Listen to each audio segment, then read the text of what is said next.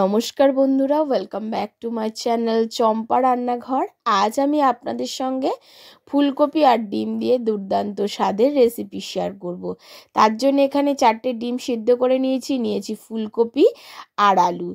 এই রেসিপি বানানোর জন্য প্রথমে একটা স্পেশাল মশলা তৈরি করে নেব। নিয়ে নিচ্ছি 1 ইঞ্চি আদা কুচি, নিয়ে নেব 10-12টা রসুন কোয়া, নিয়ে নেব 2টো কাঁচা আর পাকা কাঁচা লঙ্কা। আপনারা আপনাদের ঝালের পরিমাণ অনুযায়ী লঙ্কাটা ব্যবহার করবেন।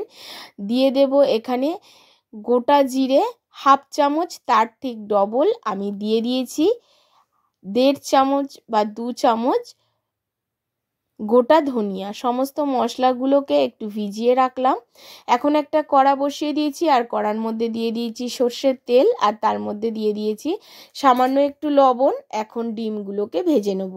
প্লিজ বন্ধুরা প্রথম থেকে শেষ পর্যন্ত ভিডিওটি দেখবেন।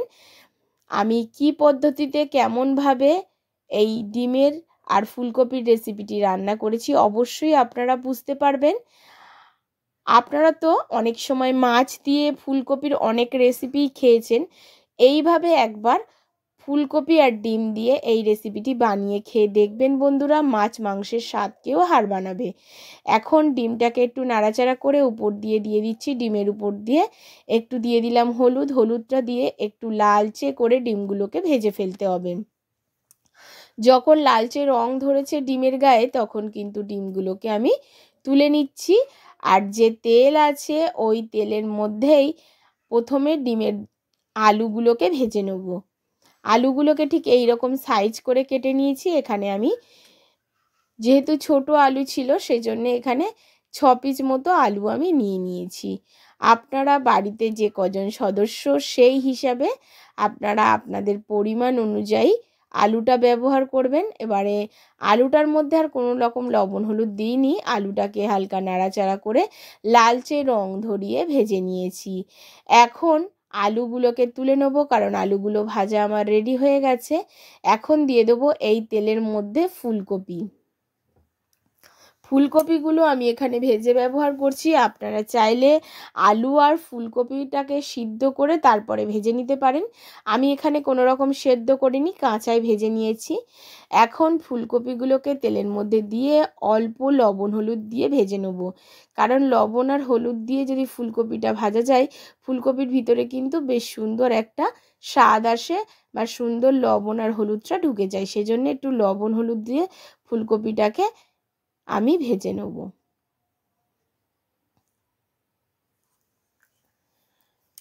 ফুলকপিটাকে ভাজতে দিয়ে আমি চলে যাব সেই মশলাটার কাছে।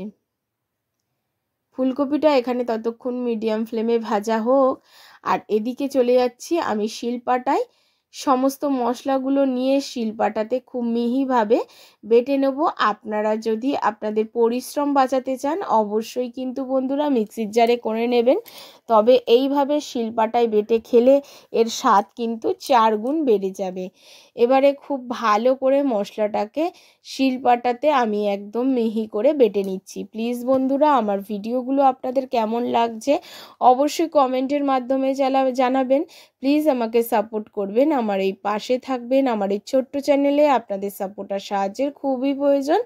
আর কথা বলতে বলতে দেখুন মশলাটা কিন্তু বেশ ভালো বাটা হয়ে গেছে, বাটির মধ্যে আমি তুলে নিচ্ছি। এইভাবে মশলা বেটে খেলে কিন্তু এর স্বাদ লাগে 3 গুণ। এখন চলে যাব ফুলকপিটার কাছে। আর ফুলকপিটা দেখুন বেশ লালচে করে ভাজা আমার হয়ে গেছে, এর থেকে আর বেশি ভাজবো না। এবারে ফুলকপিটাকে আমি তুলে নেব। প্লিজ বন্ধুরা আমার রিকোয়েস্টে এই রকম গোটা মশলা বেটে একবার এই ফুলকপি আর আলু ডিমের রেসিপিটি বাড়িতে বানিয়ে খেয়ে দেখুন বন্ধুরা, খেতে ভীষণই টেস্টি লাগে। ফুলকপি ভাজার পরে যে তেল আছে তার মধ্যে দিয়ে দিয়েছি গোটা জিরে ফোড়ন, একটা শুকনো লঙ্কা ফোড়ন আর একটা তেজপাতা। এবার ফোড়নটাকে হালকা নাড়াচাড়া করে নিচ্ছি। যখন একটা সুন্দর গন্ধ বেরোবে তখন এর মধ্যে দিয়ে দিচ্ছি 2টো মিডিয়াম সাইজের পেঁয়াজ কুচি।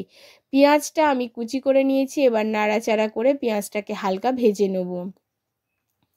পেঁয়াজটা যখন ঠিক একটু লালচে করে ভাজতে হবে, কারণ পেঁয়াজ যদি একটু মানে সাদাটে টাইপের কালার থাকে, ভাজা ভালো হবে না, তার জন্যে একটু পরিমাণ মতো দিয়ে দিচ্ছি লবণ।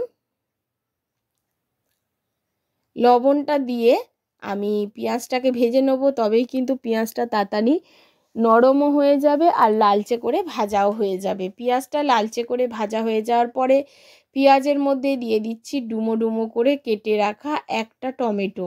এখানে আমি টমেটো দিচ্ছি বন্ধুরা।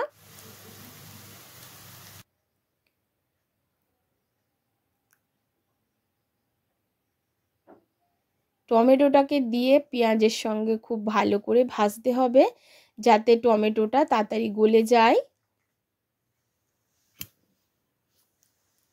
এবারে দিয়ে দিচ্ছি কাশ্মীরি লঙ্কার গুঁড়ো আর হলুদ গুঁড়ো।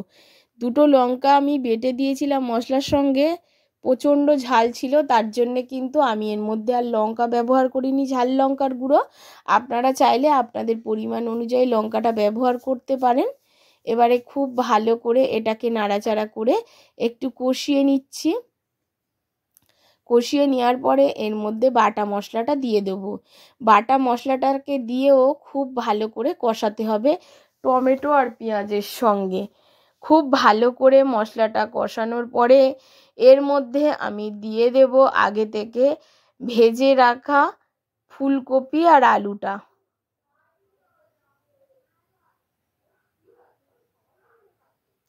একটু জল দিয়ে আবারও মশলাটাকে একটু কষিয়ে নিচ্ছি। কষানো যখন মশলাটা ঠিক এই রকম হয়ে গেছে, তখন আমি এর মধ্যে দিয়ে দিচ্ছি ফুলকপি আর আলু।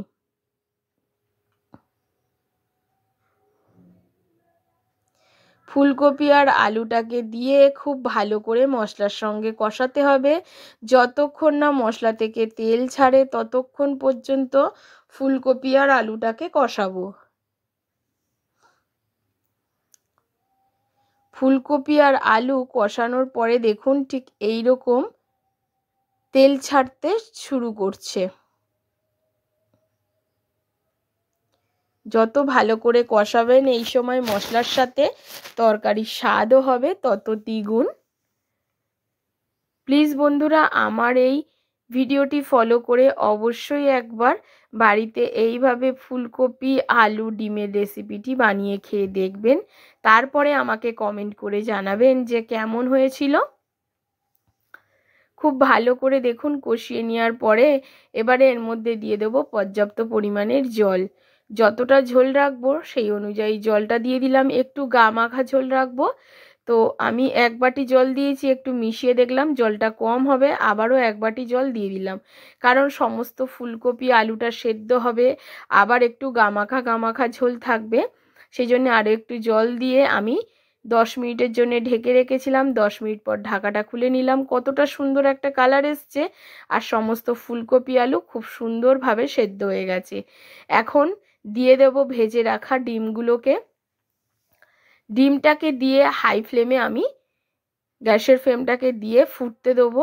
উপর দিয়ে ছড়িয়ে দেবো ধনেপাতা কুচি আর দিয়ে দেবো এখানে গরম মশলা। অবশ্যই এখানে গরম মশলা ব্যবহার করবেন। তবে বন্ধুরা আমি কিন্তু এখানে হোমমেড গরম মশলা ব্যবহার করেছি। আপনারা যদি এই হোমমেড গরম মশলার রেসিপি জানতে চান অবশ্যই কমেন্ট করবেন, আমি বলে দেবো। এটা কিন্তু সমস্ত রকম আমিষ নিরামিষ রান্নায় চলে। এই মশলাটা একবার বাড়িতে বানিয়ে রেখে সবজির সাথে খেয়ে দেখবেন, ভীষণই টেস্টি লাগে। এবারে গরম মশলাটাকে আমি দিয়ে দিলাম আর দিয়ে দিলাম ধনেপাতা। এখন খুব ভালো করে মিশিয়ে দিচ্ছি গরম মশলাটাকে। এখন আমাদের রেসিপিটি একদম রেডি হয়ে গেছে। এবারে আমি এটাকে গ্যাসের ফ্লেমটাকে অফ করে 5 মিনিট স্ট্যান্ডিং টাইমে রেখে দিয়ে আপনাদেরকে দেখাবো কেমন হলো। অবশ্যই জানাবেন। দেখুন বন্ধুরা কালারটা দেখুন কত সুন্দর হয়েছে। আশা করি আমার আজকের রেসিপি আপনাদের ভালো লেগেছে। যদি ভালো লাগে অবশ্যই একটা লাইক করবেন, শেয়ার করবেন আর কমেন্ট করে জানাতে ভুলবেন না আপনি কোথা থেকে আমার ভিডিওটি দেখছেন। আজ এই পর্যন্ত বন্ধুরা, আবারও দেখা হবে অন্য কোনো নতুন ভিডিওর সঙ্গে। নমস্কার, সুস্থ থাকবেন আর ভালো থাকবেন।